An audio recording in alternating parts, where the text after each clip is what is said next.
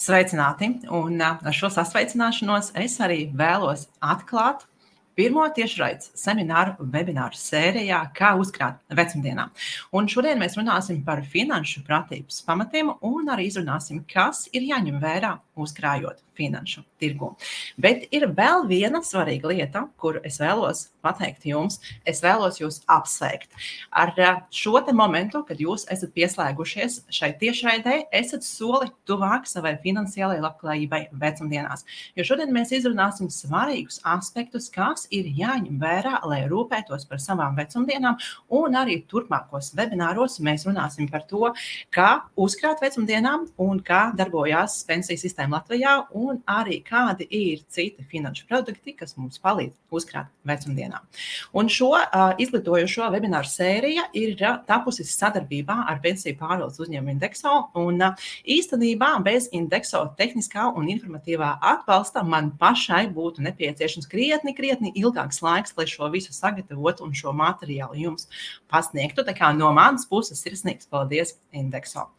Kas vispār ir webināru sērija, kā uzkrāt vecumdienām? Tie ir 4 webināri, kas notiek otrdienās un ceturtdienās 2 nedēļas pēc kārtas. Pirmais webinārs ir šodien, 17. oktobrī, par finanšu pratības pamatiem un kas ir jāņem vērā uzkrājot vecumdienām. Otrais webinārs atzīmē lūdzu savā kalendārā. 19. oktobrī mēs runāsim par to, kā veidojas pensiju sistēma Latvijā un ko nozīmē pensiju otrais līmenis. Šajā webinārā man piebiedrosies klāt arī Indexo pārstāvis, un tur būs arī praktiskā daļa. Un es vēl aizsūtīšu tev e-pastu par to, kas tev ir jāsagatavo uz šo praktisko daļu. Tad ir trešais webinārs 24. oktobrī, pensiju trešais līmenis un citi ilgtermiņa uzkrājuma veidi.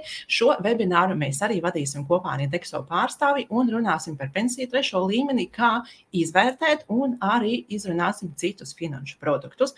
Un ceturtais noslēdzošais webinārs būs 26. oktobrī, kur mēs arī kopā ar Indexo pārstāvjiem izskatīsim dažādas reālas situācijas un arī iespējamu risinājumu analīzi. Bet tagad par to, kas es esmu. Esmu Alina Zela un esmu certificēta finanšu izglītības instruktore. Esmu arī personīgo finanšu mentore un ikdienā palīdzu cilvēkiem pārvaldīt personīgās finanses, mācu viņiem un arī parādu, kā viņi jaudīgi var rīkoties ar savu budžetu. Esmu arī vairāk apmācību autore un arī vadītāja, un esmu arī idejas ceļā uz finansiālo neatkarību autore, kur pamatā ikdienas rīcības vēlmes un izvēles ved pie tā, ka mūsu nauda kļūst neatkarīga no tā, kas notiek apkārt. Tad ar savām rīcībām mēs palīdzam savai naudai strādāt mūsu labā. Kas ir tas, kas tevi sagaida šodien? Mēs izrunāsim, kas ir finanšu pratība. Finanšu pratība īstenībā pēdējos pāris gados diezgan daudz, kur informatīvajā telpā skan, bet tomēr ir vairāk jautājumu nekā atbilžu. Jā, visiem ir jābūt finansiāli pratīgiem, bet kādas konkrētas rīcības un darbības ir aiz šī termina finanšu pratība, nekā tam ir skaidrs. Es izstāstīšu vienkāršā valodā, kas ir finanšu pratībā un kā tu caur savām rīcībām un darbībām vari kļūt finansiāli pratīgs. Tad mēs arī izrunāsim, kāds ir jāņem vērā, uzkrājot ilgtermiņā, ir pāris svarīgi aspekti, kas ļaus gan iegūt sirdsmieru, gan arī ļaus saprast, kā veidot kapitālu ilgtermiņā. Runāsim arī par finanšu tirgu un procesiem tajā, jo uzkrājot ilgtermiņā, finanšu tirgus ir viens no palīgiem, kas palīdz mums saglabāt kapitālu un arī vairot mūsu kapitālu. Izrunāsim arī, kādi pastāv finanšu instrumenti, tas mums palīdzēs savukārt izvērtēt finanšu produktu stratēģijas un izvēlēties priekš sevis piemērotāko finanšu produktu un piemērotāko risinājumu. Runāsim arī par risku un ienesīgumu, bez tā nekur finanšu tirgu, un es arī izstāstīšu par tiem riska veidiem, ko ņemt vērā cilvēkiem, kas izmanto finanšu produktus uzkrājot. Un pašās beigās būs arī jautājumu un atbilžu sesija. Tātad, ja tev uz doto brīdi rodas kāds jautājums, un tajā brīdī, kamēr es stāstu, tev rodas jautājums, lūdzu, paskaties labajā pusē, ir sadaļa komentāri.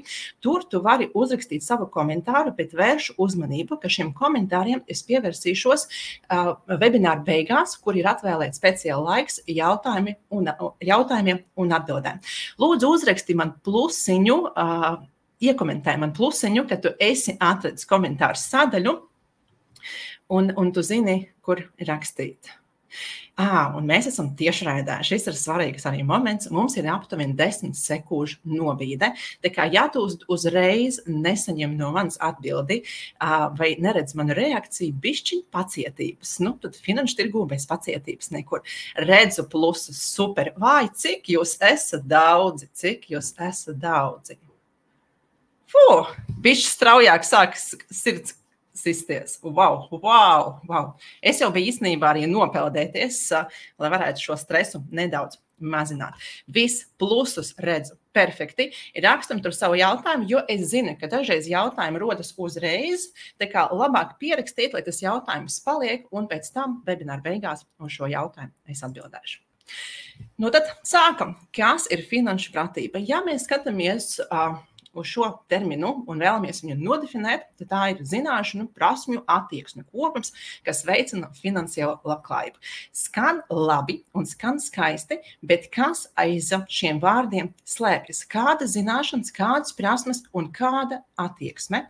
Un, lai vienkāršotu šo, es apkopoju to, priekš kam vispār mums ir nepieciešama nauda. Tad, kas ir finanšu pratība? Ko tā nozīmē? Mūsu naudai ir 3 pamata uzdevumi, un uz doto brīdi tu redzi šos uzdevumus arī slaidā. Pirmais uzdevums ir dzīvot labi tagadnē. Tad mūsu nauda priekš mums strādā, lai mēs dzīvotu labi tagadnē. Mūsu nauda nosedz mūsu vajadzības, mūsu nauda arī nosedz mūsu vēlmes, un tās prasmes, kas ir nepieciešamas, lai nauda pildītu šo uzdevumu, ir prasme pārvaldīt savu naudu tagadnē. Tad tā ir zināma budžeta struktūra, kur ir skaidrs, kur aiziet katrs eiro, kāds ir obligātās izmaksas un cik daudz ir nepieciešams, lai nodrošinātu dzīves stilu. Turklāt arī šajā uzdevumā ir jāatcerās, ka ir arī tāds moments kā ienākumu vairošana, jeb mums ir jāizmanto sava nauda tagadnē arī ar mērķi, lai gūtu jaunas zināšanas, gūtu jaunas prasmes, lai varētu laikam ejot arī palielināt savu ienākumu un uzlabot savas profesionālās prasmes un kļūt arī darba tirgu konkurējošiem. Bieži vien ar šo uzdevumu diezgan daudzi cilvēki tiek labi galā. Tā kā dzīvot labi tagadnē ar šo uzdevumu, no manas pieredzes, cik daudz man ir strādāts ar budžeta struktūrām, tad cilvēki tiek galā. Viņi zina, cik daudz viņam ir jāsmaksā par rēķiniem, un viņi zina, kāds ir viņu vajadzības un kāds viņu vēlmes. Varbūt nedaudz grūtāk ir ar nākamiem 2 uzdevumiem, bet vēl vienu komentāru gribu piebilst par šo te dzīvot labi tagadnē. Ja mēs skatāmies uz mūsu vēlmēm, tad ir 2 pamata lietas, kas ir racionālais aspekts un emocionālais aspekts. Un kur var būt kļūda šajā uzdevumā, ja mūsu rīcības ar naudu nesniedz mums ilgtermiņā emocionālo baudu vai arī ilgtermiņā kavē mūsu racionālo aspektu, jeb ietekmē mūsu finanšu budžetu tā, ka tur veidojas rops. Un šī ir tā kļūda, kuru es aicinu jūs pievērst uzmanību, lai turpmāk jūsu tēriņi un jūsu nauda būtu vērsta uz ilgtermiņa baudu, tad uz emocionālo aspektu. Un es aicinu vienkārši katru reizi pirms veikt kādu neplānotu spontānu pirkumu atbildēt savu uz jautājumu, cik ilgi es būšu priecīgs pēc tam, kad es šo naudu iztērēšu. Un savukārt tas, kas attiecas uz šo te racionālo momentu, es arī aicinu jums uzdot jautājumu, kā jūtīsies manas finanses ilgtermiņā, ja es veikšu šo tēriņu. Ja ir pozitīvi, tad tēriņš, var teikt, ir pārdomāts un viņu var veikt. Tad viņš gan sniedz emocionālo baudu, gan arī racionāli viņš neietekmē budžetu.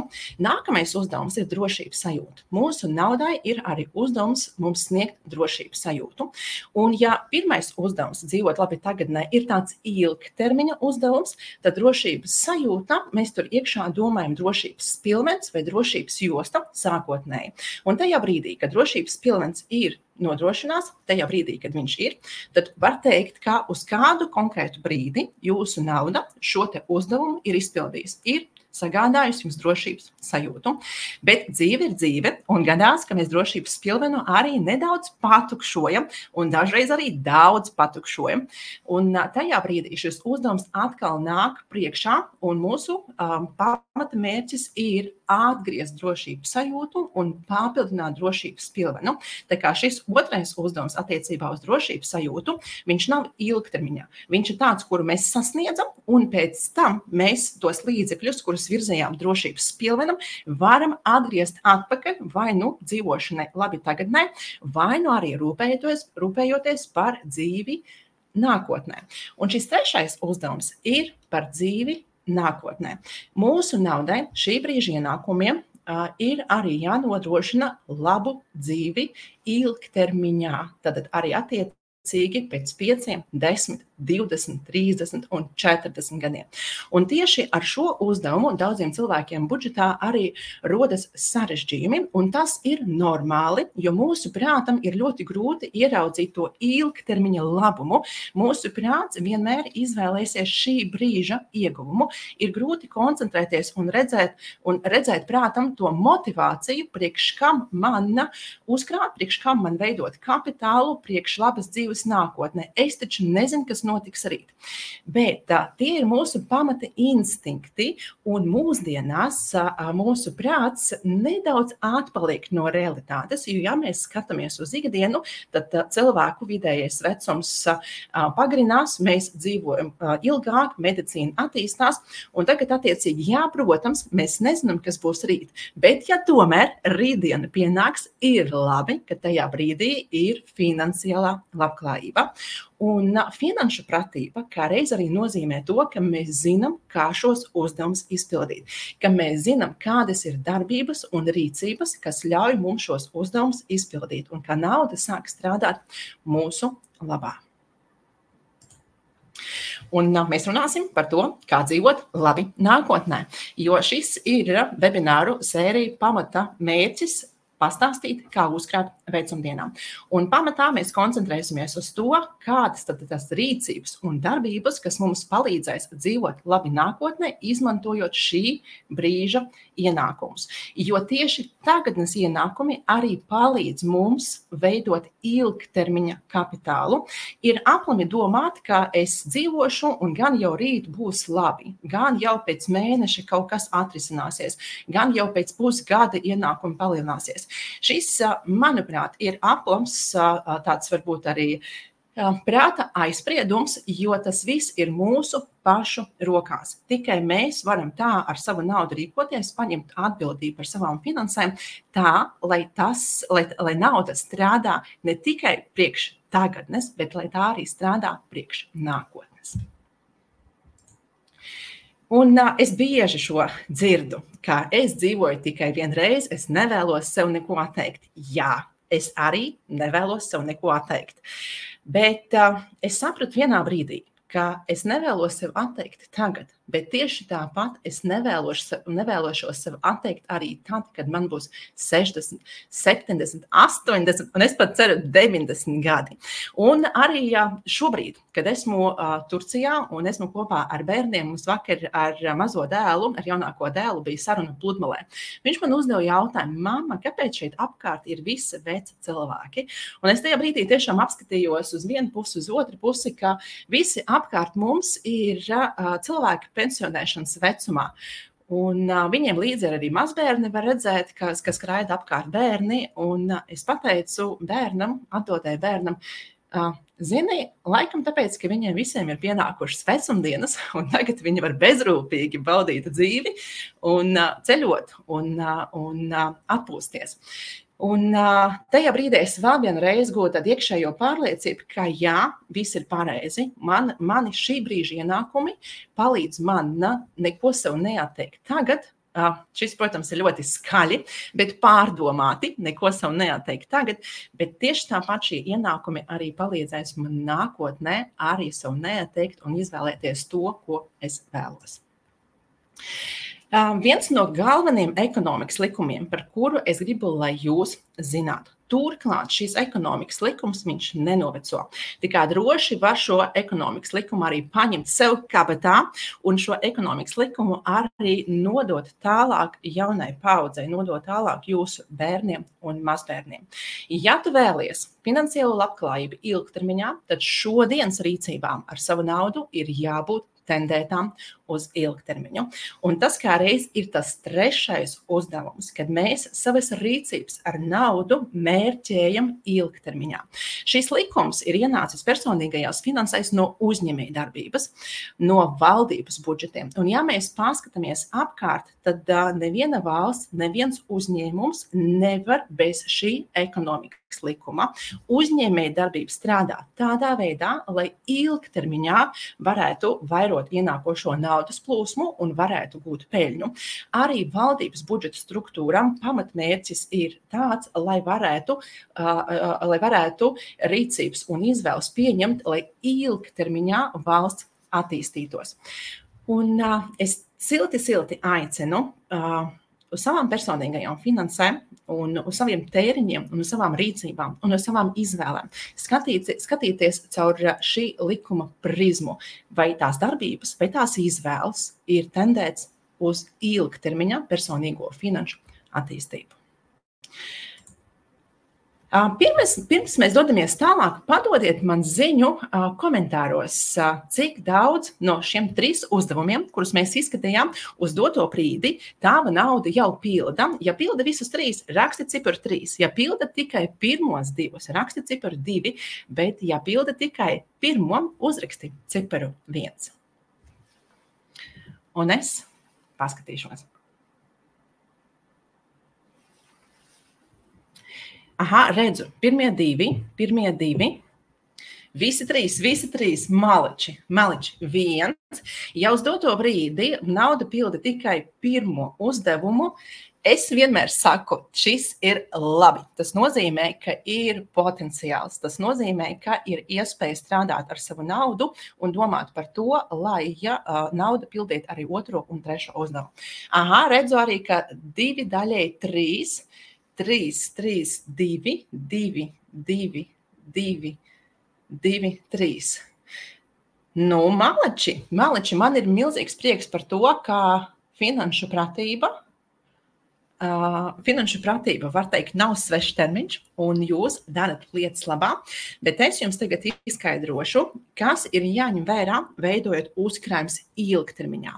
Un tas jums palīdzēs tiem, kam uz doto brīdi vēl nav šis 3. uzdevums, sākt skatīties tajā virzienā, saprast, kas ir tas, kas ir jāņem vērā.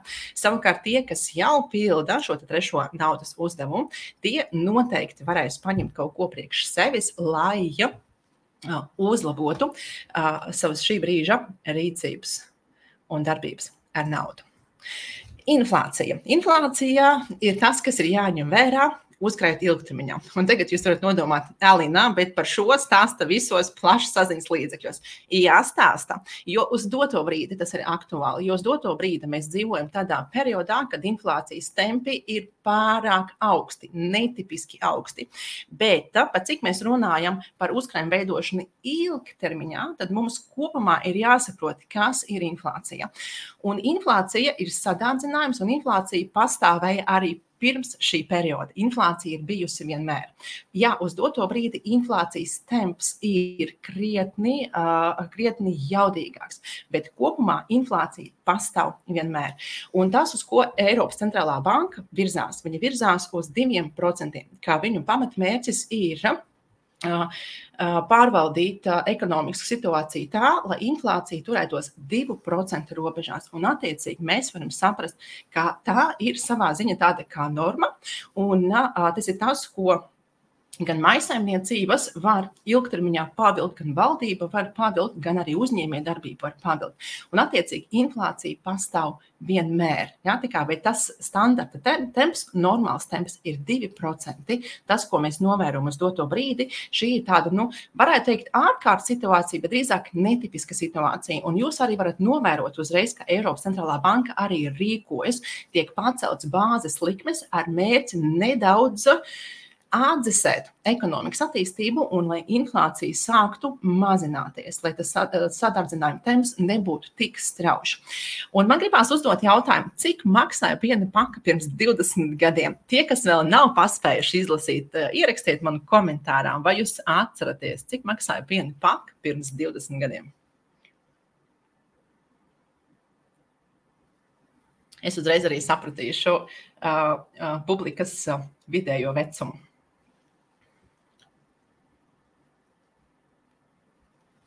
Ja neatceraties par piena paku, varat uzrakstīt jau kādu citu produktu. Laura Valgara, sveika, Laura, 20 centīmi. 25, 20, 19 centīmi.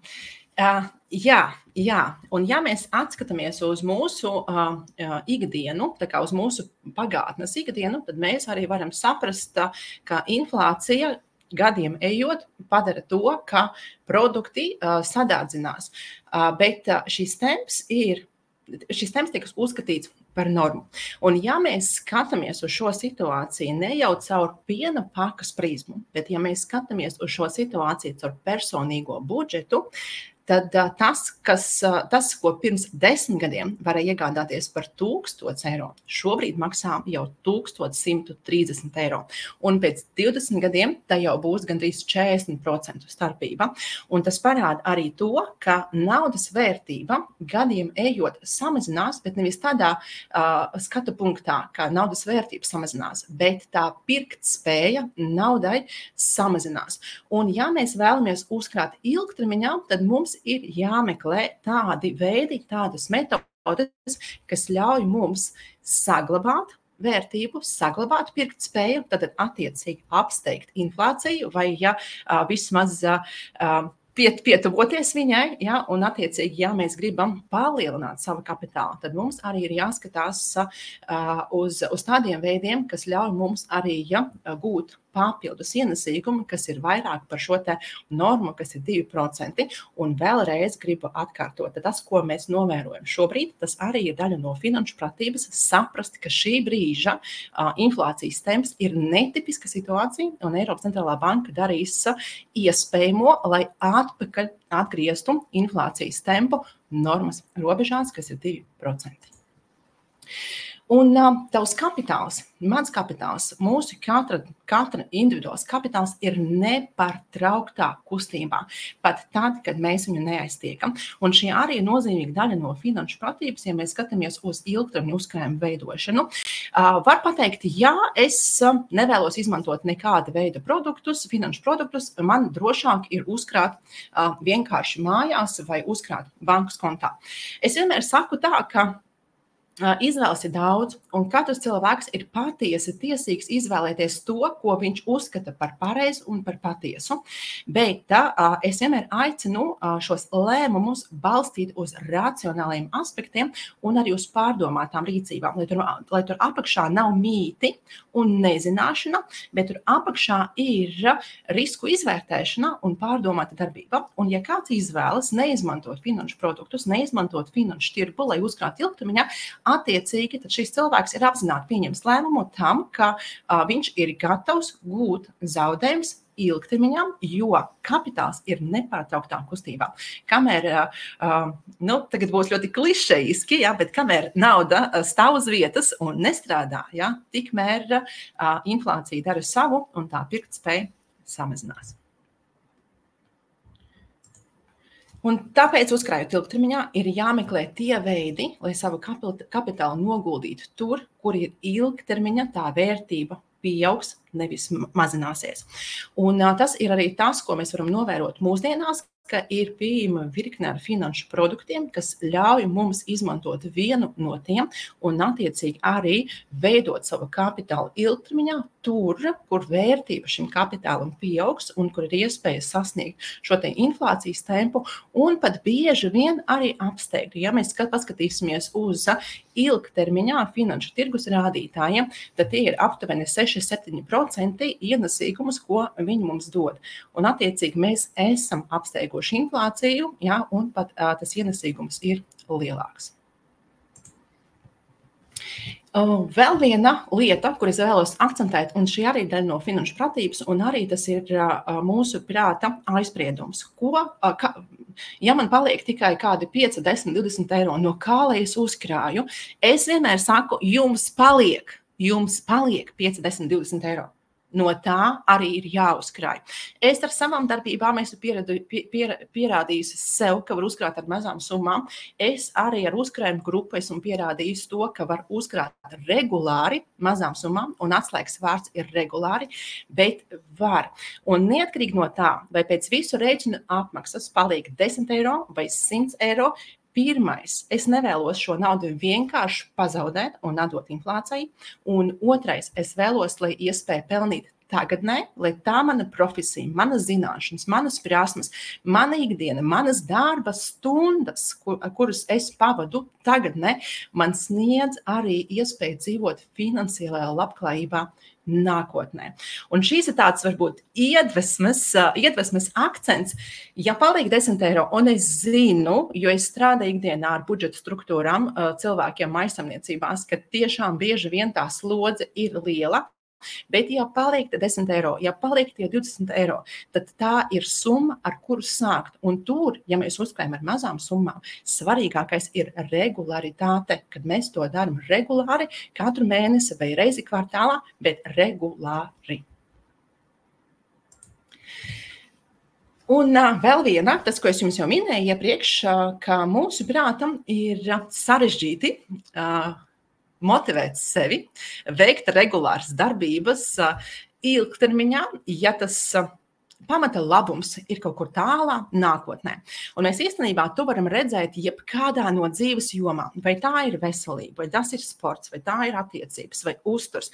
Jebkur, kur ir bauda, mūsu prāts būs gatavs izvēlēties to, kas ir tagad un tūlīt, nekā pārdomāt, atteikties no lietām kaut kādas tālās nākotnes labuma dēļ. Un, lai varētu šo sistēmu nedaudz apiet, es aicinu tevi atbildēt sev uz jautājumu.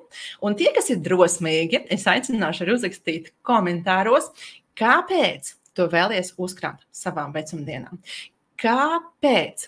Jo tajā brīdī, kad mēs, man gribās teikt, noticam, kad mēs saprotam, ka tā ir mana realitāte nākotnē, tad tajā brīdī mūsu prāts var redzēt to motivāciju. Jo tad, kad mēs noticam tam, ka tā ir mana realitāte, jo galā mēs visi ar savām rīcībām ar naudu nonāksim savā realitātē. Bet tas jautājums ir, ar kādām šī brīža rīcībām ar naudu mēs nonāksim tajā realitātē. Uzrakstiet, kāpēc tu vēlies uzkrāt savām vecumdienām. Jo šis skaidrs iemesls un nākotnes vīzija ļaus tev būt motivētam, saprast, kādus finanšu produktus izmantot, un šis jau ir racionālais moments, un cik daudz naudas virzīt uzkrājumiem. Un par šo mēs arī runāsim 4. webinārā, kur apskatīsim reālas situācijas. Jo par to, cik daudz virzīt uzkrājumiem, arī bieži vien cilvēkiem ir jautājums. Lai varētu to finansiālo labklājību vecumdienās sasniegt, cik daudz būtu jāatliek tagad. Bet tad, kad mēs zinām savu kāpēc, mēs varam jau virzīties tālāk. Oi, jūs rakstat tā. Gribu dzīvot Itālijā vecumdienās. Jā, un šī ir tā motivācija, šis ir tas mērķis, jo jūs gribat konkrētu realitāti vecumdienās. Un tad atliek vienkārši ar tām rīcībām ar naudu salikt pa plauktiņiem tā, lai tā realitāte piepildas. Tāpēc, ka ar mūsu pensijām nevar izdzīvot. Ar mūsu pensiju mēs varam par to rūpēties. Zinot iespējas, pārzinot pensiju sistēmu Latvijā, mums ir iespēja par pensiju rūpēties un uzņemties atbildību. Ja mēs saliksim rokas un gaidīsim, tad tiešām es tam ticu, ka mēs nevarētu izdzīvot, bet ja mēs rīkosimies un darbosimies un sapratīsim, tad viss ir iespējams. Neusticos pensiju sistēmai. Jā, šeit es gribu uzdot varbūt tādu precizējušu jautājumu. Neusticaties, kāpēc? Kāpēc ir tā neusticība, un pamēģiniet pilnībā uzrakstīt uz papīra tos iemeslus un ar katru no šiem iemesliem pastrādāt. Kāpēc? Vai tur gadījumā nav apakšā kādu citu cilvēku pieredze, vai tur gadījumā nav apakšā kaut kādi pagātnes rēgi, kas kultūrā ir notikuši pagātnē, un vai tur gadījumā nav kaut kādi mīti, jo es vienmēr arī saku par to apzinātu neusticēšanos. Ja jūs kaut kam neusticaties, tad svarīgi ir tā, lai tas pamatojums apakšā ir jūsu pašu, ja, nevis kaut kāds informatīvais fons, ko mēs esam dzirdējuši apkārt. Tā patīk ceļot un būs brīvs laiks, vajadzēs līdzekļus, jā. Ceļošana, lai justos brīvi savās izvēlēs, kas saistīts ar naudu, drošībai, turpmāk esošo dzīves līmeni un varbūt nedaudz vairāk ceļot. Jā, jaudīgi. Es pateikšu arī, kāpēc es vēlos uzkrāt savām vecumdienām. Es vēlos turpināt dzīvot ar tādu pašu dzīves kvalitāti kā tagad. Es apzināti zinu, ka es vēlēšos arī turpināt strādāt, bet es gribēšu strādāt tā, lai man nav vajadzības strādāt, lai nosektu kredītu, lai nosektu rēķinus. Es gribu strādāt tad, kad man ir iedvesme un kad es zinu, ka ar savu iekšējo resursu es varēšu iedot sabiedrībai ļoti daudz. Un te pašā laikā es arī gribēšu paņemt off mēnešus un atpūsties un šo resursu atgūt. Tā kā mans pamata mērķis ir, kāpēc es uzkrāju savām vecumdienām, lai pēc iespējas ilgāk nodrošinātu savu dzīves kvalitāti vienādā līmenī. Un tur iekšā ir gan finanses, tur iekšā ir gan attiecības ar maniem tuviniekiem, ar manu vīru, ar maniem bērniem, ar maniem radiniekiem, ar maniem draugiem.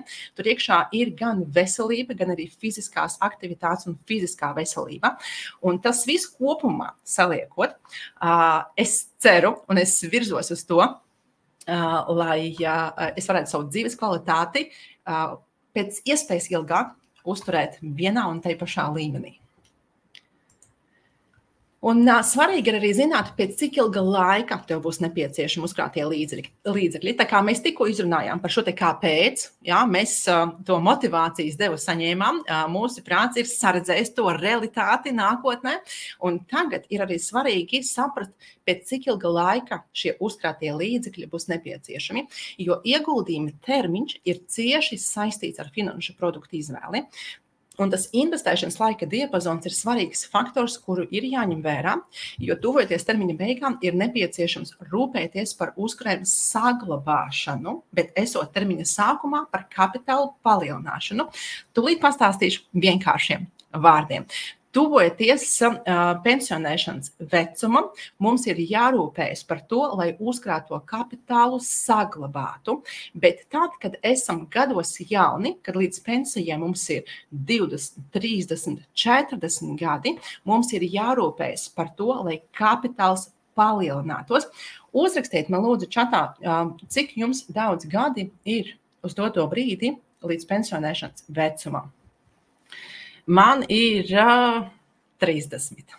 Man ir 30 gadi līdz pensionēšanas vecumam.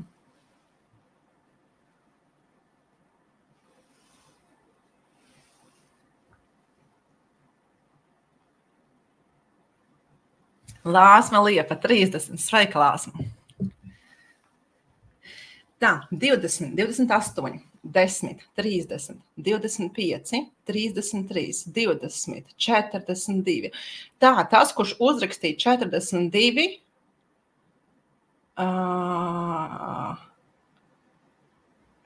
wow, tas ir ārkārtīgi labs termiņš attiecībā uz uzkrājumu veidošanu ar regulārām darbībām. Un sākotnēji pat varbūt ar mazām summām var sasniegt ļoti labu rezultātu, bet atkal tas atslēgas vārds būs regularitāte.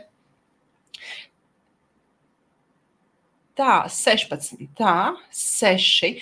Aha, Māris Mednis 6. Es silti aicinu arī tiem, kas, es īstenībā aicinu visus, jā, bet tiem, kas tuvojas pensionēšanas vecums, jā, 6 gadi, 10 gadi, noteikti arī skatīties tiešraidē pensiju 2. līmeni un par pensiju 3. līmeni un uzdot precizējošus jautājumus, un arī tie, kuriem līdz 51 Lalitai, un tie, kas uz doto brīdi, kuriem ir salīdzinoši daudz gadi līdz pensionēšanai, tad es arī aicināšu skatīties tiešraidē un arī pievienoties 4. webināram, jo tur kā reiz mēs skatīsimies reālas situācijas, kā mainās kapitāls tajā brīdī, kad mēs uzsākam uzkrāt gados jauni, un tad, kad mēs uzsākam uzkrāt, tā kā uzsāku uzkrāt es pēc 30 gadiem. Jā, bet nākat uz tiešraidēm. Labi, ejam tālāk. Investēšanas termiņš un risks. Šo arī es domāju, ka daudzi ir dzirdējuši, bet iespējams nelīdz galam izprot, kāda tur tā starpība ir. Jo garāks ir investēšanas termiņš, jo lielāku risku mēs varam uzņemties uzkrājuma termiņa sākumā. Ja tas ir īstermiņa mērķis, piemēram, no 0 līdz 5 gadiem, tad ir jāskatās uz tādiem finanšu produktiem, kuriem ir apakšā stratēģija, kas iekļaus sevi zemu risku vai arī tādus instrumentus, kur ir fiksēta ienesīguma likme, jo šajā periodā pamata uzdevums ir saglabāt jau uzkrāto. Tad mēs izvēlamies zemu risku apzināti, lai nepiedzīvotu svārstības lielas mūsu kapitāla, bet lai tas uzkrājums paliktu vienmērīgs. Tad mūsu uzdevums uz beigām saglabāt. Ja tas ir vidējā termiņa mērķis no 5 līdz 10 gadiem, tad ir jāskatās tie finanšu produkti, kur iekšā ir stratēģijas, kas ir saistīts ar zemu un mērenu risku, kur ir iespēja šo kapitālu saglabāt un arī nedaudz palielināt, bet tomēr nebūs novērojams tāds ļoti straujas svārstības, kāds ir novērojams, piemēram, akciju tirgu. Un ilgtermiņa mērķis, kad ir 10+ gadi, tur var skatīties tos finanšu produktus, kur iekšā stratēģija iekļaus sevi augstu risku, bet tad arī ir jāsaprot, ka, piemēram, kā akciju tirgus, ja ir augsts risks, tad arī svārstīgums momentā var būt -15, -20, -30%, bet mēs tomēr runājam par ilgtermiņa mērķi un attiecīgi tādi īstermiņa svārstības un kaut kādas korekcijas vai kaut kādas krīzes, tomēr ir jāsaprot, ka tas ir ilgtermiņā, ja? Un pēc kāda laika rādītāji atgriezīsies atpakaļ iepriekšējās nozīmēs. Un tagad mēs esam jau sākuši runāt par tādu intensīvāku tēmu, un es gatavojot šo prezentāciju gribēju iedot tādu informāciju, kas nav vienkārši parunāt par un ap. Es gribēju iedot ļoti precīzas, konkrētas lietas, kas palīdzēs izprast finanšu produktus un kas palīdz izprast finanšu tirgu. Un iespējams, kādam no jums tas ir jauns un liksies no sākuma sarežģīti, bet es aicinu iedot sev laiku. Es aicinu iedot laiku savam prātam, lai tā informācija nosēžas. Jo tajā brīdī, kad viņa nosēžas, tā kā katrai informācija daļiņai prātā ir jāatrod savs plauktiņš. Tad, kad tā informācija nosēžas, jūs sapratīsiet, un tas jums palīdzēs izvēlēties finanšu produktus. Tad svarīgākais, kas ir jāizprot par finanšu tirgu.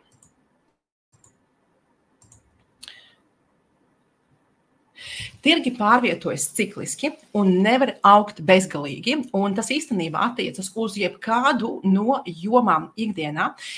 Viss pārvietojas cikliski, arī mūsu, piemēram, atpūta un nogurums. Mēs neesam spējīgi visu laiku ar vienu un to pašu jaudu darboties, rīkoties.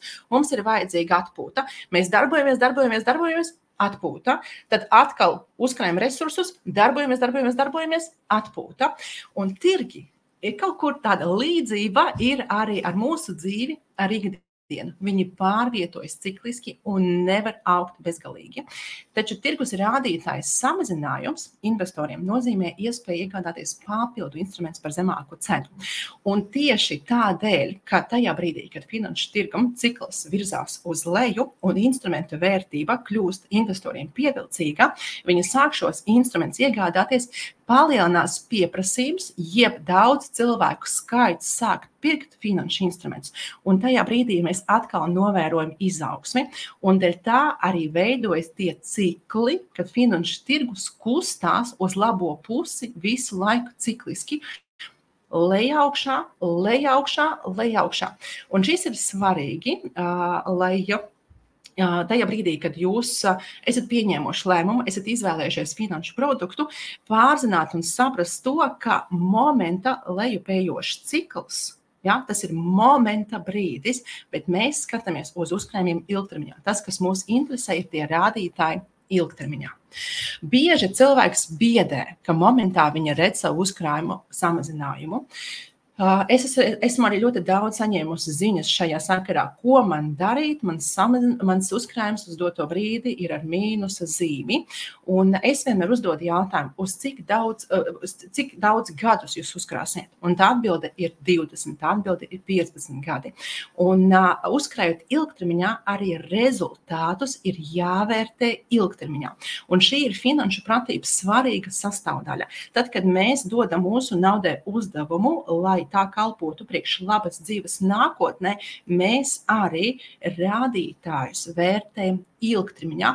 Un konkrēta momenta lejupslīdi mēs vienkārši zinām un saprotam, ka tirgi pārvietojas cikliski, uz doto brīdi ir korekcija, varbūt pat iespējama krīze, un krīzes ir notikušas, bet ja mēs atskatāmies uz vēsturiskiem datiem, tad pēc katras krīzes tirgus rādītāji ir atgriezušies, un katrs nākamais pīcis ir bijis augstāks par iepriekšējo. Un tas ir tāpēc, ka ekonomika, globāla pasaules ekonomika attīstās.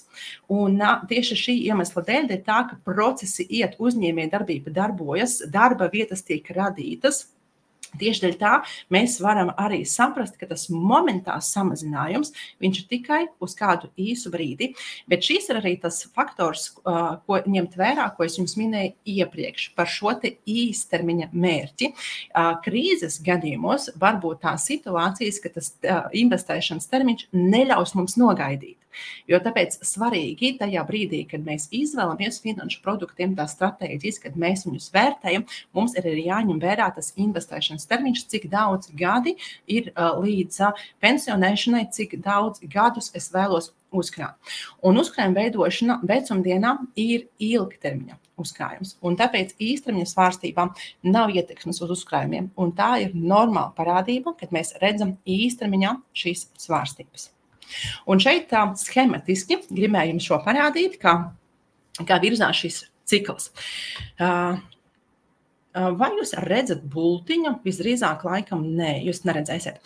Labi, tad es jums ar vārdiem izstāstīšu. Kreisajā pusē, tur, kur jūs redzat gaiša zilas līnijas sākumu, tas ir augšup ejošs trends, kurš nonāk līdz brīdim, kad rādītāji sasniedz pīķi.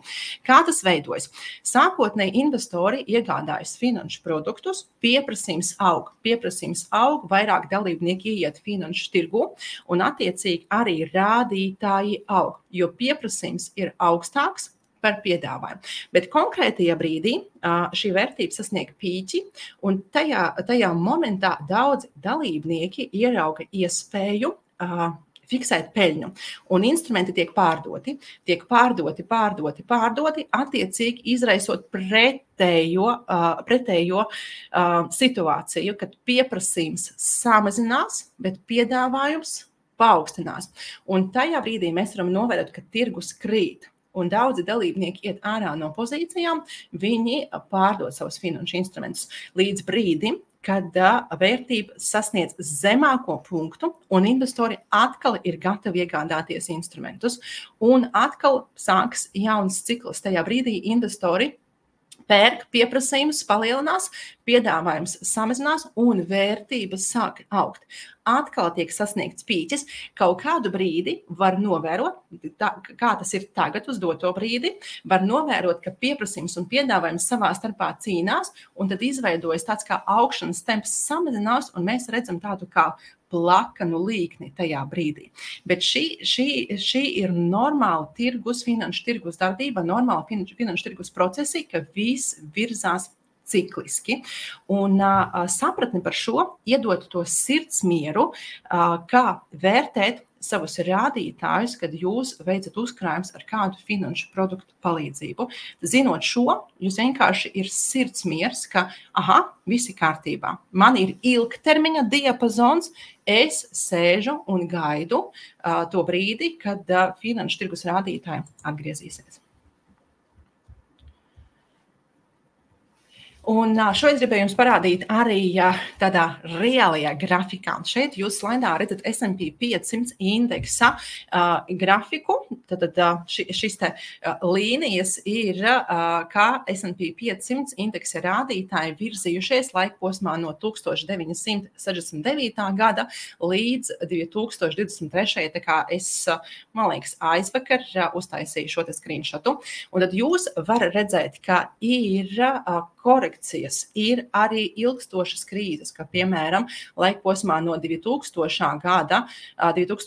gadā krīze, dotcom krīze, kur arī mēs varam novērot, ka aptuveni 7 gadus bija nepieciešami S&P 500 indeksam, lai rādītāji atgrieztos iepriekšējā diapazonā. Tāda ir 2008. gada nekustamā īpašuma krīze, kur atkal finanšu tirgum bija nepieciešami vairāki gadi, lai rādītāji atgrieztos.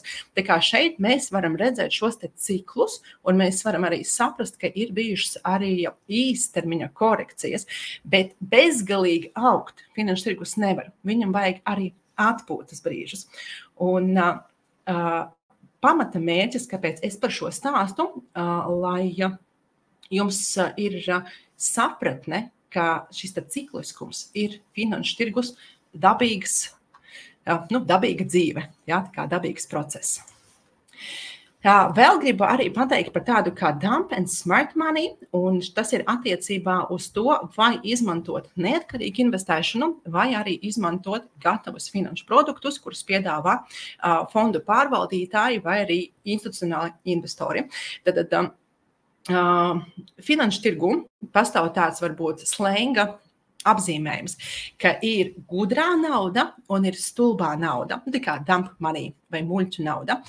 Un institucionālie investori un fondu pārvaldes uzņēmumi tiek saukti par gudro naudu, jo viņi kā reiz, viņiem ir zināšanas, viņiem ir analītiķi, viņiem ir izvērtēšana, viņiem ir analīze, un viņi procesus finanšu tirgu pārzina, un viņu pamata mērķis ir rūpēties par to, lai ieguldītāju kapitāls aug.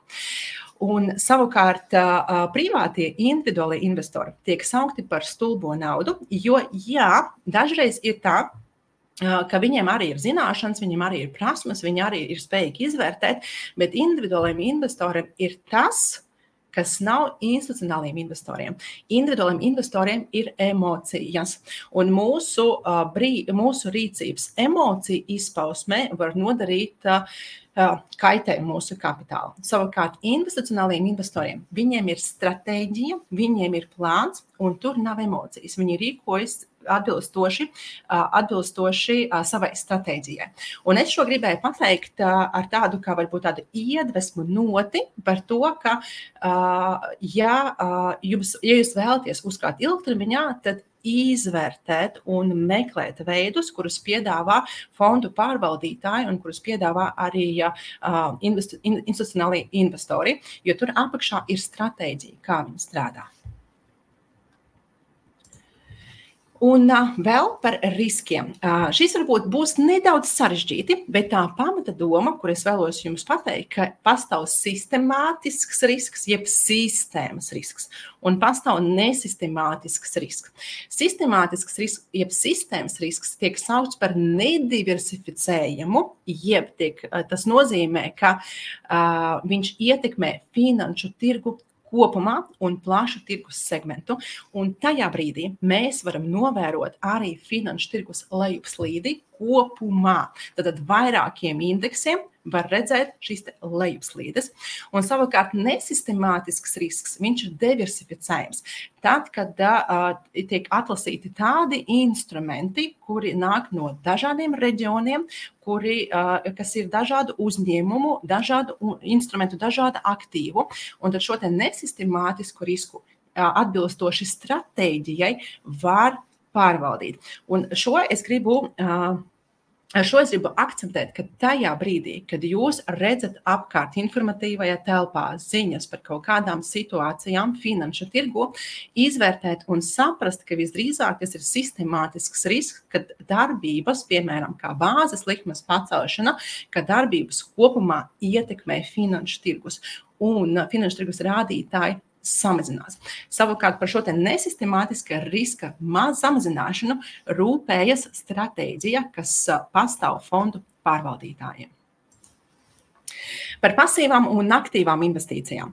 Tātad pasīvas investīcijas, nevar pateikt, ka tas ir pilnībā ieguldīja un sēdi un neko nedari. Īstenībā, starp citu, padodiet man ziņu komentārā, vai jūs jau zinat, kas ir pasīvās un aktīvās investīcijas. Tie, kas zina, ieliekam plusu, tie, kas nezina, ieliekam mīnusu.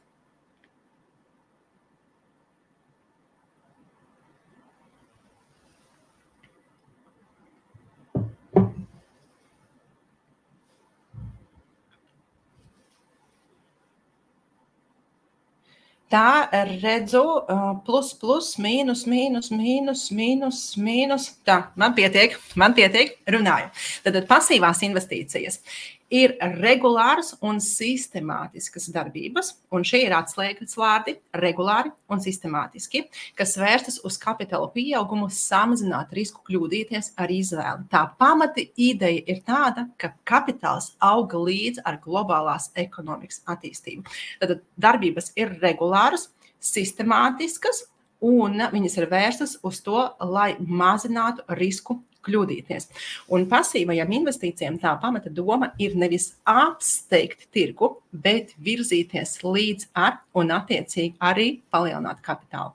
Aktīvās investīcijas savukārt ir nepārtraukta darījuma ideja meklēšana, kad nepārtraukti tiek meklēts, izvērtēts, strādā analītiķi, strādā komanda, ir aktīvs darbs pie instrumentu pārvaldīšanas, notiek pirkšana, notiek pārdošana, notiek īsta momenta meklēšana, un tā pamata ideja ir pārspēt tirgus rādītājs un gūt lielāku peļņu nekā dot tirgus. Bet pie šīs darīšanas, pirkšana, pārdošana, pastāv arī lielāks kļūdu risks. Un tāpēc tas ir arī pierādīts uz doto brīdi, ka pasīvi investējot ilgtermiņā, individuāliem investoriem izdodas gūt lielāku ienesīgumu nekā investējot aktīvi, jo ilgtermiņā, tad, kad mēs samazinām kļūdu iespēju, mums ir iespēja savu kapitālu palielināt līdz ar tirgus rādītājiem. Savukārt, ja investē aktīvi, tur pastāv risks ar savu izvēli arī kļūdīties.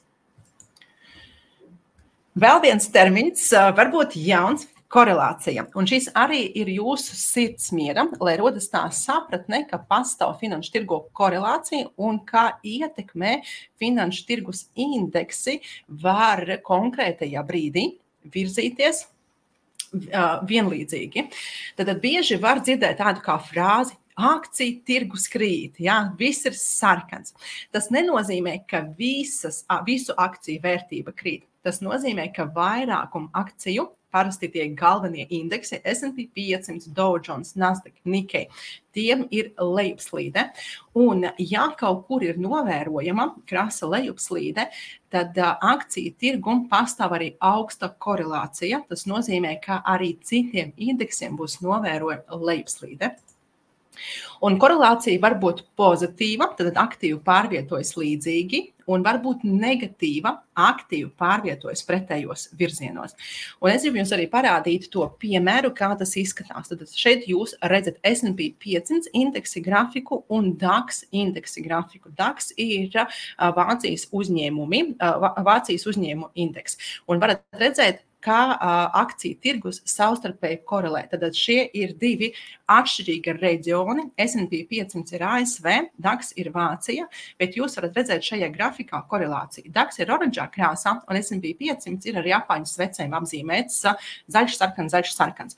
Un jūs varat redzēt, ka tajā brīdī, kad S&P 500 ir lejuslīde, arī DAX indeksam lejuslīde, S&P 500 paaugstināja augšupējošs trends, DAX arī augšupējošs trends. Un tā ir tā korelācija. Un šis arī ir viens no momentiem, ko atcerieties un ko izprast, kad jūs skatīsieties savus uzkrājumus, kā indeksi, akciju tirgus indeksi savstarpēji korelē. Nu tā, apskatījām, kas ir korelācija, apskatījām, kas ir risks, sistemātisks un nesistemātisks, apskatījām, kas ir cikls finanšu tirgu. Tagad īstais brīdis arī parunāt, kādi pastāv finanšu instrumenti, jo tas mums palīdzēs jau 2., 3. webinārā saprast, kā vērtēt pensiju plānus. Pastāv 2 vērtspapīra veidi, tad parāda vērtspapīri, kas ir obligācijas, un kapitāla vērtspapīri, kas ir akcijas. Mēs sākotnēji runāsim par akcijām. Tad uzņēmums izlaiž akcijas, kad viņš vēlas piesaistīt papildu kapitālu. Tad uzņēmums vēlas attīstīties, viņš izlaiž akcijas un piesaista papildu kapitālu. Piemēram, uzņēmumu ir nepieciešams 1 miljons eiro, un tādēļ viņš izlaiž 100 000 akcijas 10 eiro vērtībā. Tātad uzņēmuma daļas tiek sadalītas mazākos gabalos, un uzņēmuma akcijas kļūst pieejamas iegādēji investoriem.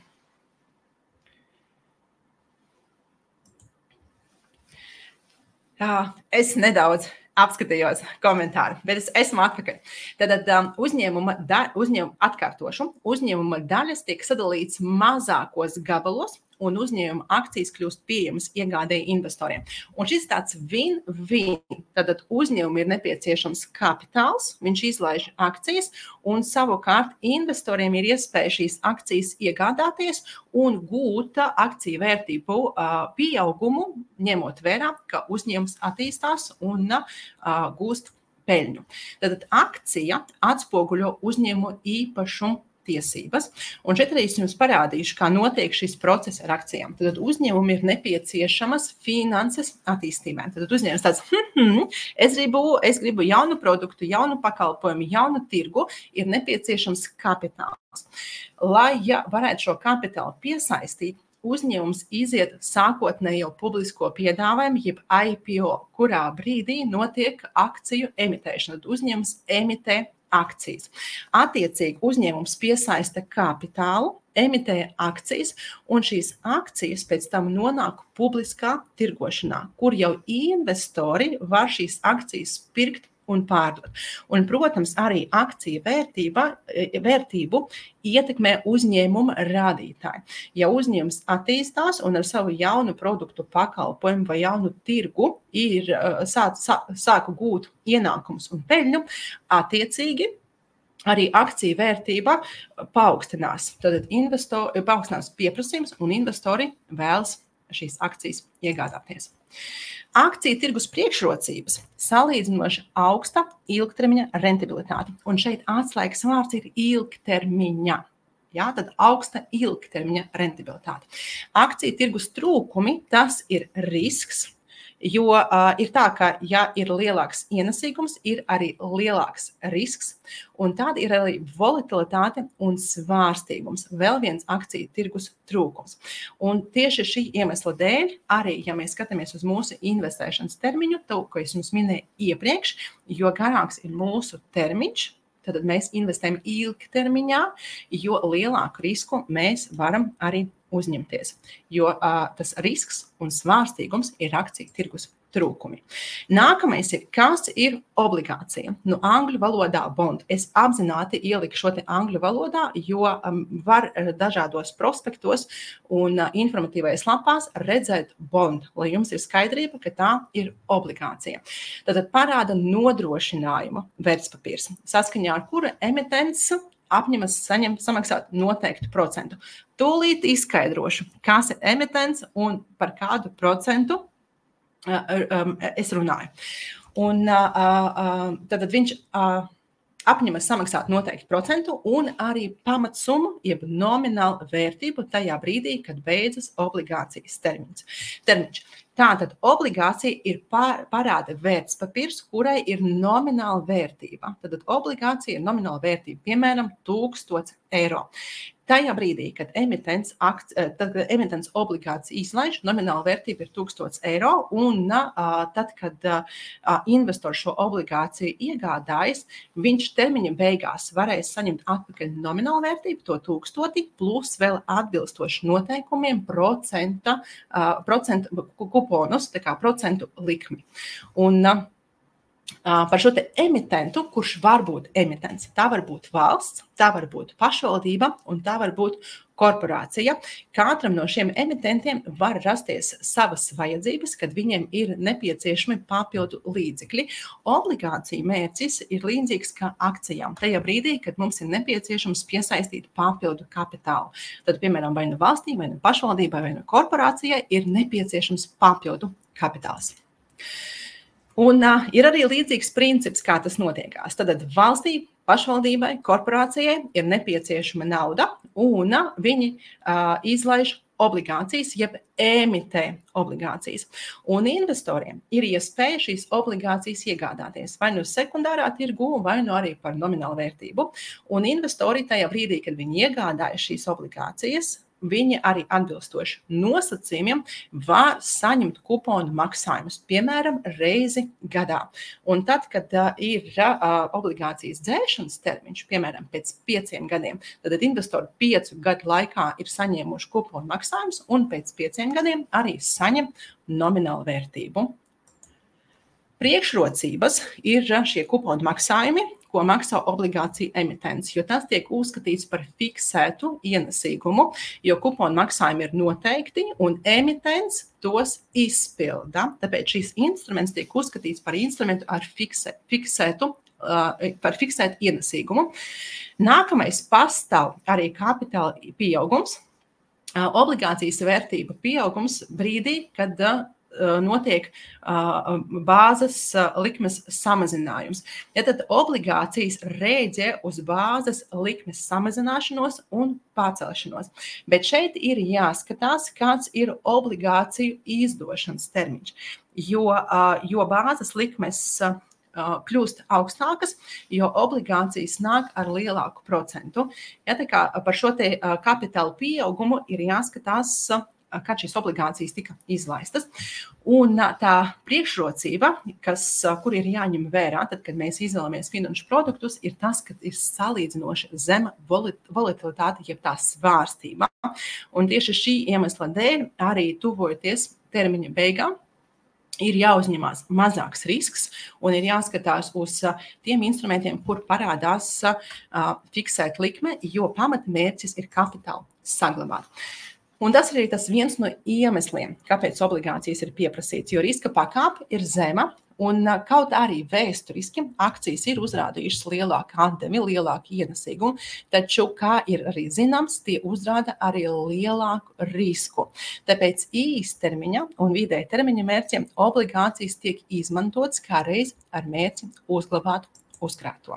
Un šeit jums arī parādīju grafiku, kur jūs varat redzēt S&P 500 indeksa grafiku un ETF ar tikeri VCLT, kas ir Long Term Corporate Bond ETF. Tātad ilgtermiņā korporatīvās obligācijas. Un ar šo grafiku arī vēlos parādīt to starpību. Tad S&P 500 ir akciju tirgus, savukārt ilgtermiņa korporatīvās obligācijas ir ETF, kur struktūrā iekšā ir obligācijas.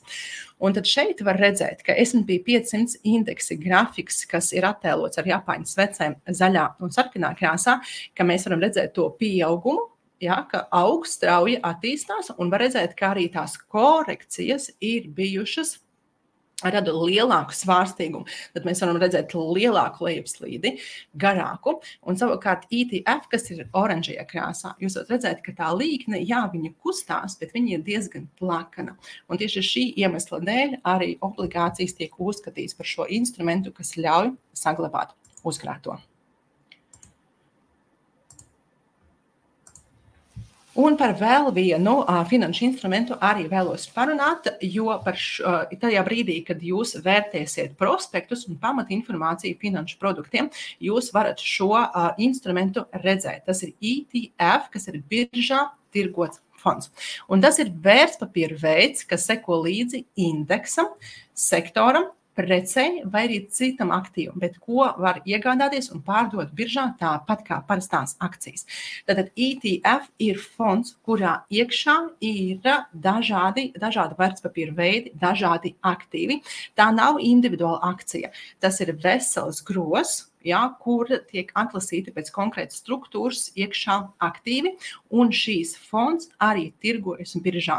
Un ETF kā reiz ir viens no tiem instrumentiem, ko bieži izmanto pasīvajās investīcijās, jo nav jāmeklē labākais brīdis, nav jāanalizē, nav jāvērtē padziļināti, bet var izvēlēties tikai atbilstošu ETF un izvēlēties veselu grozu ar aktīviem.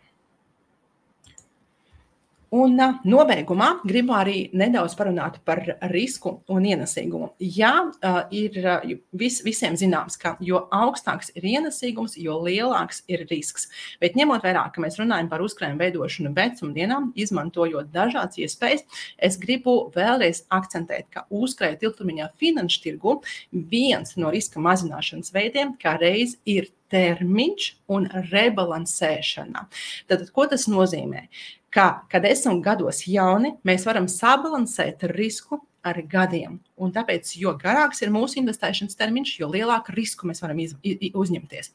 Tuvojoties pensijas vecumam, mūsu galvenais mērķis ir saglabāt uzkrāto kapitālu. Un tāpēc ir jāskatās uz instrumentiem ar mazāku risku. Vēl viena lieta, par kuru es dzirdu ļoti bieži, komisijas maksas. Jūs tur sarakstījāt pilnu čatu. Es ceru, ka tie visi ir jautājumi, man ir kārtīgs darbs pēc tam. Bet es vēlos, lai jūs man uzrakstat komentārā, vai jums ir bijuši aizspriedumi par komisijas maksām attiecībā uz pieejamiem finanšu produktiem.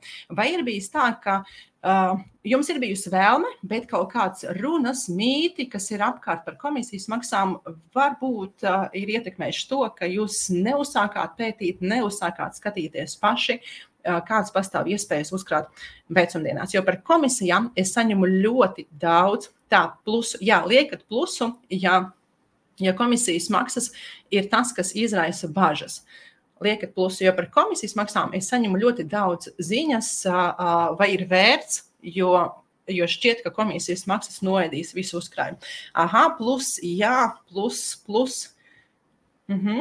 Grūti atrast, ieraudzīt, cik ir komisijas. Nākamu uz 2. un 3. webināru mēs to visu parādīsim un izskaidrosim. Plus, tā redzu arī nē, ļoti labi.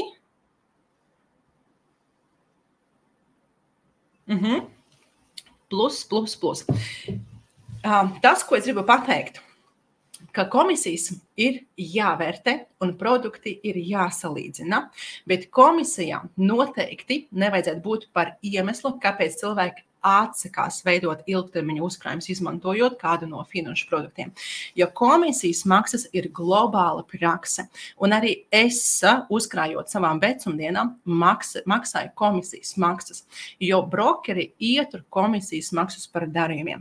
ETF pārvaldītāji ietur komisijas maksas par šo te ETF pārvaldīšanu. Privātie fondi ietur komisiju par pārvaldīšanu arī. Komisijas maksas par līdzekļu pārvaldīšanu un par to, ka kāds mūsu vietā veids darījumus, piemēram, kā brokeris, Tā ir normāla prakse, bet tā pamata doma, ka komisijas ir jāvērtē un savā starpā arī ir jāsalīdzina. Un attiecīgi, pareizi jūs arī uzrakstījāt, ka ir jāzina, kur skatīties komisijas maksas, un arī jāprot savstarpēji šīs komisijas maksas arī salīdzināt. Jo, protams, uzkrājot ilgtermiņā, viens no veidiem, kā savu kapitālu saglabāt, ir arī gudri vērtēt komisijas maksas. Bet noteikti, vēlreiz akcentēšu, komisijām kā tādām nevajadzētu būt par to pamatu iemeslu, kāpēc jūs neizvērtējat finanšu produktus. Un vēl viena arī ļoti, manuprāt, nozīmīga lieta, jo viss attīstās un iet uz priekšu, un mūsdienās fondu pārvaldītāji, institucionālie investori un tie, kas pārvalda ieguldītāju līdzekļus, viņi tiek uzraudzīti no atbilstošām iestādēm. Tātad uz doto brīdi pastāv ļoti strikti noteikumi, pastāv diezgan sarežģīts process, lai iegūtu licenci un lai sāktu pārvaldīt ieguldītāju līdzekļus. Un arī bieži saņemu jautājums, ka neuzkrāj, jo šķiet, ka vienu dienu tas viss var vienkārši izkūpēt gaisā un nekā nebūs.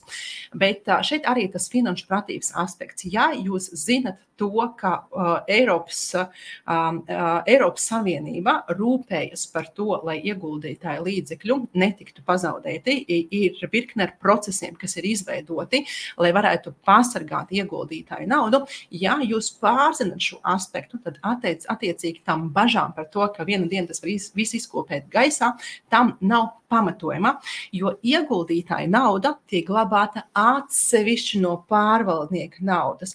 Un šis ir noteikums obligāts, kuru ir jāizpilda. Un mūsdienās par investoru naudas drošību rūpējas un, protams, gan valdība, gan atbilstošas iestādes ir ņēmuši vērā visu to pagātnes pieredzi un ir izdarījuši visu tā, lai ieguldīt būtu pēc iespējas drošāk un lai būtu mazāks risks, ka ieguldītāji līdzekļi tiek pazaudēti. Un tāpēc arī es gribu, lai jūs no tā pagātnes mīta arī nedaudz atteiet un saprotat, ka visiem pārvaldniekiem, kas vēlas pārvaldīt ieguldītāju līdzekļus, viņiem ir jābūt atbilstoši licencētiem, tiem ir jābūt atbilstošai licencei. Un savukārt tas, ka viņi ir ieguvuši licenci, nozīmē, ka viņi darbojas atbilstoši tai labākai praksei. Un tas arī var jums iedot to sapratni, ka jūsu kā ieguldītāja nauda tiek glabāta atsevišķi no pārvaldnieka naudas. Un apkopojumā es zinu, ka šī informācija tāda ir tīpaši tie, kas ir viņu pirmo reizi, ka tā informācija ir tāda, wow, cik daudz visi kā, un varbūt arī vienā brīdī jums liekas, ka galva sāk kūpēt. Gribās teikt, tas ir normāli, es arī esmu tam izgājis cauri, iedodiet laiku tam visam nosaisties un pa plaukteņiem sajiet. Bet apkopojumā to, ko es vēlos pateikt, tirgi pārvietojas cikliski. Tas ir normāls tirgus process. Lejaukšā, bet ilgtermiņa uzkrājuma rezultātus mēs vērtējam ilgtermiņā. Ja īstermiņā ir lejupslīde, gaida. Ja? Finanšu tirgu viens no svarīgiem arī aspektiem ir tā pacietība un prasme sagaidīt. Finanšu produktus ir jāizvēlas atbilstoši termiņam, cik daudz gadi ir palikuši līdz pensionēšanas vecuma, un mēs par to vēl vairāk runāsim 2. un 3. webinārā. Tad būtu jāņem vērā arī komisijas maksas, taču tām nevajadzētu būt par galveno iemeslu finanšu produktu neizmantošanai. Un mēs parādīsim 2. un 3. webinārā, kur skatīties komisijas maksas un kā tās vērtēt. Un kapitāls ir pastāvīgā kustībā pat tad, ja mēs viņu neaiztiekam. Ja mēs vēlamies uzkrāt ilgtermiņā, tad mums ir jāmeklē tāda veidi, kur kapitālu varētu saglabāt un kur ilgtermiņā viņš arī pieaugtu. Un citāti, kas ir ārkārtīgi man silta un kas arī atspoguļo ceļā uz finansiālo neatkarību pamati ideju. Ilgtermiņā labklājību nosaka ne tikai tas, cik daudz naudas jūs nopelnat. Tam, protams, arī ir nozīme, bet tā nav pamata sastāvdaļa. Ilgtermiņā labklājību nosaka arī tas, cik daudz no šīs naudas jūs izmantojat, to uzkrājot un to ieguldot. Un tā ir ceļos finansiālo neatkarību ideja, ka mēs izmantojam tagadnes naudu, lai varētu savas finanses padarīt neatkarīgas pēc iespējas ilgāku laiku un samazināt to atkarību no darba devēja lēmumiem, no pasaules ekonomikas situācijas, no valdības lēmumiem. Tātad mēs šī brīža naudu izmantojam ne tikai tagadnes labumam, bet izmantojam arī nākotnes labumam. Kā jums patīk šī citāta un šī ideja, ka mūsu ilgtermiņa labklājība balstās uz šī brīža ienākumiem?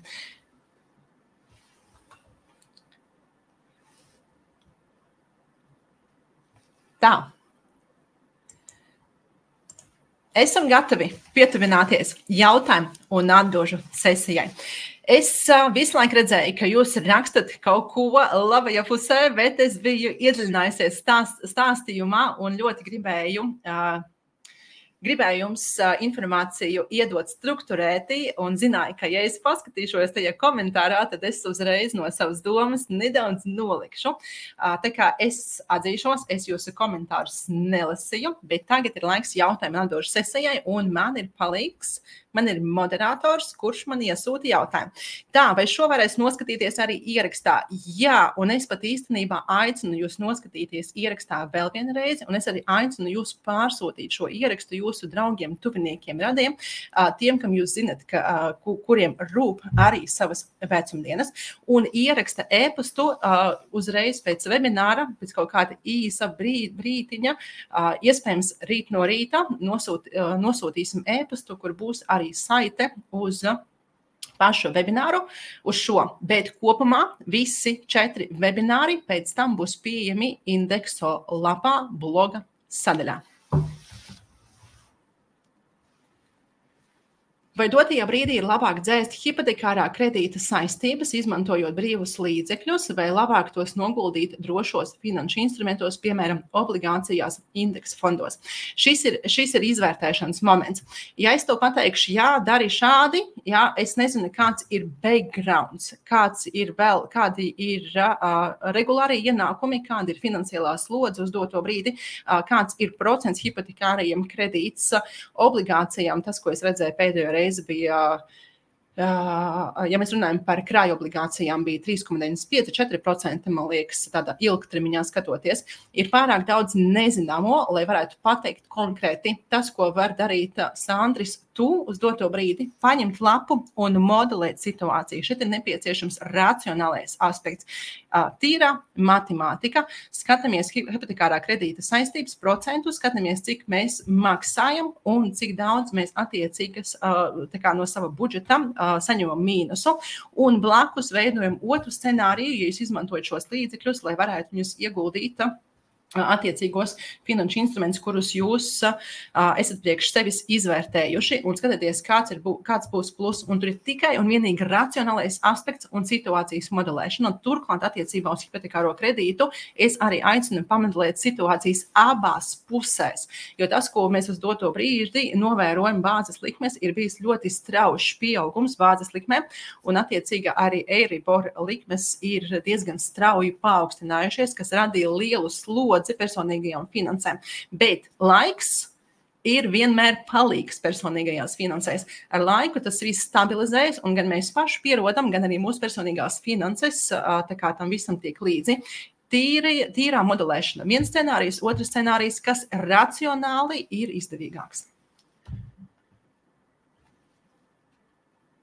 Ko darīt, ja pensijā būs jāiet krīzes gadā, kad tirgos ir kritums?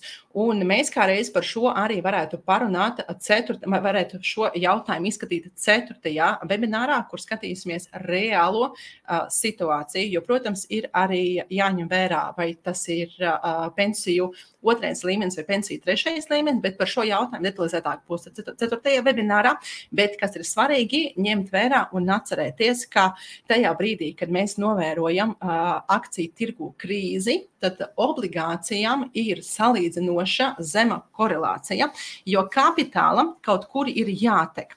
Un tajā brīdī, kad akciju tirgu ir krīze un kapitāls no akciju tirgus iet projām, kapitāls aiziet tajos instrumentos, kur ir zemāks risks. Un, ja ņemsiet vērā mūsu ieteikumus attiecībā uz pensiju 2. līmeni, attiecībā uz pensiju 3. līmeni, 2. un 3. webinārā, tad tajā brīdī, kad jums tuvosies pensiju vecums un būs krīzes gads, tad jūs laicīgi rebalansēsiet un laicīgi jau pārvietosiet savu kapitālu tur, kur ir instrumenti ar mazāku risku. Cik droši ir ieguldīt valsts krāja obligācijās? 100% drošība nekad nepastāv, bet krāja obligācijas ir viens no tiem instrumentiem, kuru var skatīt, kuru var vērtēt, jo tur ir valsts galvojums apakšā. Ja?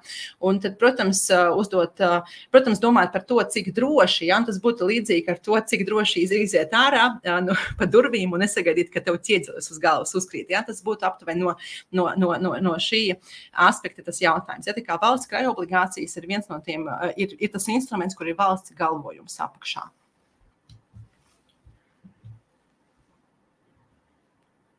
Cik liels risks ir, ka valsts bankrotēs? Es neesmu šo risku pētījusi, bet ja godīgi, ja ir vajadzīgs Alinas Zeles, kā vienkārši sievietes, mammas, sievas un personīgo finanšu mentoras viedoklis, tad risks, ka valsts bankrotēs, ir ārkārtīgi zems. Bet tas ir mans kā Alinas Zeles komentārs un viedoklis. Es neesmu šo jautājumu pētījusi, lai viņu balstītu uz kaut kādu racionālo apsvērumu.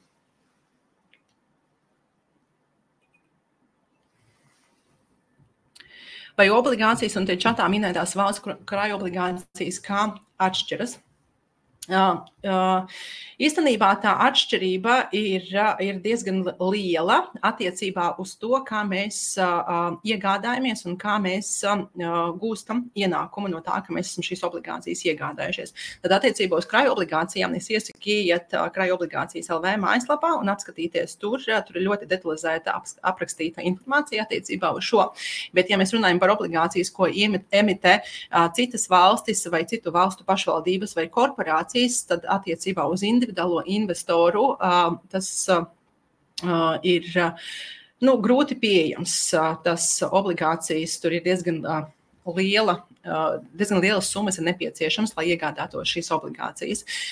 Bet, ja mēs skatāmies no riska aspekta attiecībā uz obligācijām un krāju obligācijām, tad tas ir tas, kur viņi neatšķiras. Ja? Tad obligācijas, kas ir valsts pašvaldību, korporatīvās obligācijas ir ar zemu risku un krāju obligācijas arī ir ar zemu risku.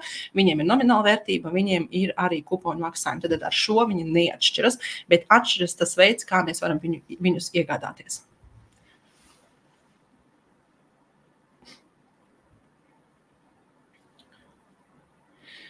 Vai var ieguldīt naudu no uzņēmuma, nevis privātajiem brīvajiem līdzekļiem?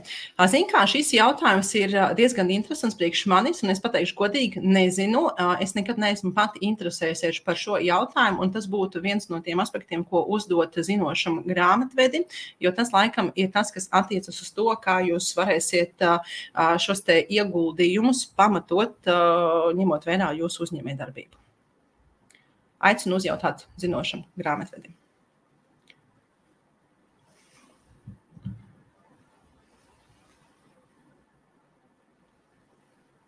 Kādas būtu sekas, ja pieņems likumu par hipotekārā kredītu procentu likmes samazināšanu par 50%? Tā, es īstenībā nesaprotu jautājumu.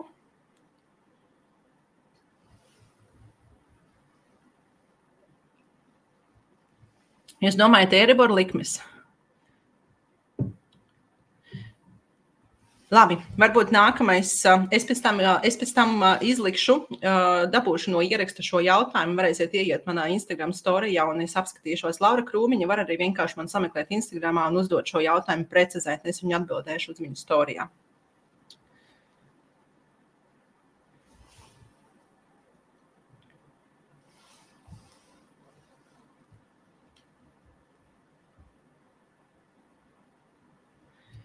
Tā, kā skatīties uz nodokļa aplikšanu, man pārņem līdzīgas pārdomas sajūtas kā par komisijas maksu. Jā, ja mēs skatāmies uz kapitāla pieaugumu, tad mums ir jāmaksā attiecīgi par šo nodokli.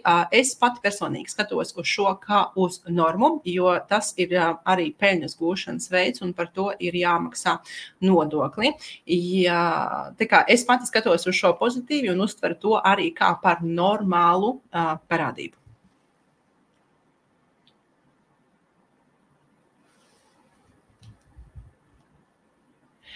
Ieguldīšanas finanšu budžeta konsultācijas ir iespējams, privātās ieguldīšanas konsultācijas privātas nav iespējams, un šeit arī akcentēšu ļoti svarīgu lietu, kas ir finanšu drošība.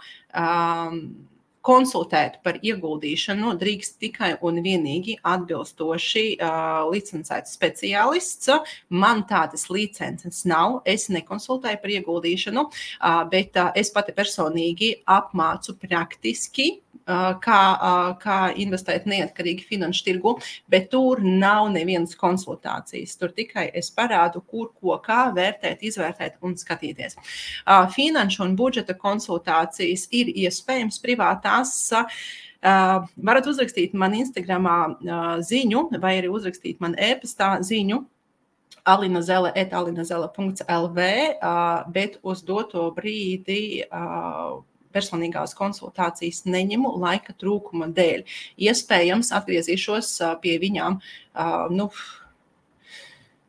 negribās apsolīt, iespējams no jaunā gada. Uz doto brīdī ļoti daudz projektu attiecībā uz sabiedrības izglītošanu.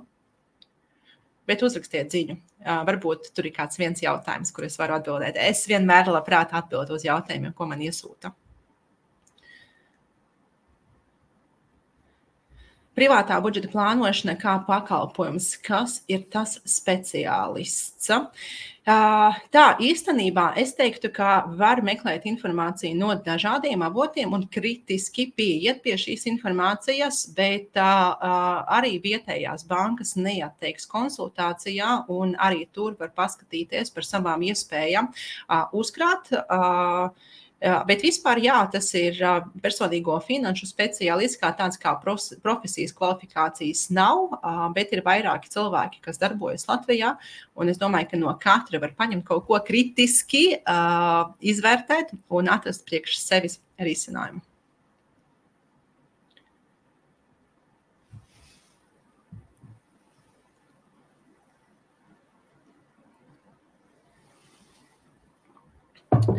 Tā, man ir ienākušas ziņas arī šeit. Man rāda, ka jautājumi ir beigušies.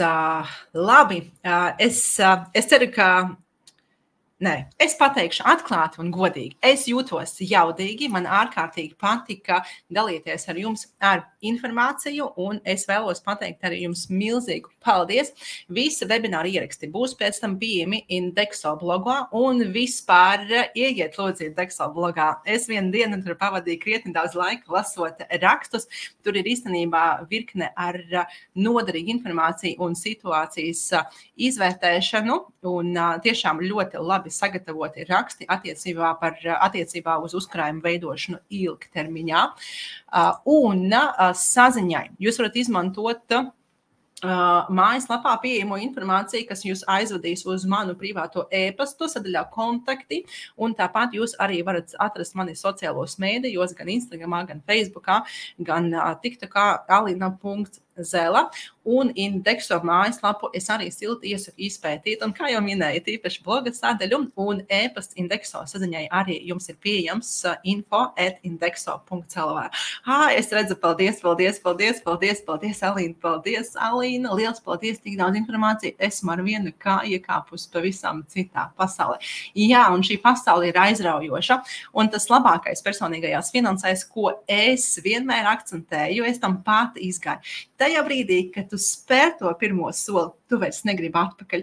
Mainās dzīves stils, mainās domāšanas veids, mainās viss, kā mēs pieņemam lēmumus, kā mēs rīkojamies, kāds izvēles mēs veicam. Jo tā finansiāla labklājība mums vajadzīga ne tikai tagad, viņa mums vajadzīga ilgtermiņā un pēc iespējas. Ildāņa, paldies, Alīna un Indexo.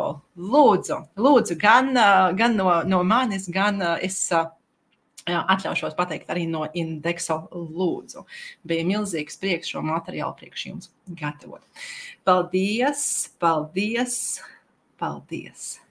Labi, paldies jums arī no manis par šo laiku, par šo pusotru stundu, ko veltējāt kopā ar mani. Un tiekamies 2. webinārā 19. oktobrī 4:00. Runāsim par pensiju 2. līmenī un kā veidojas pensiju sistēma Latvijā. Atā!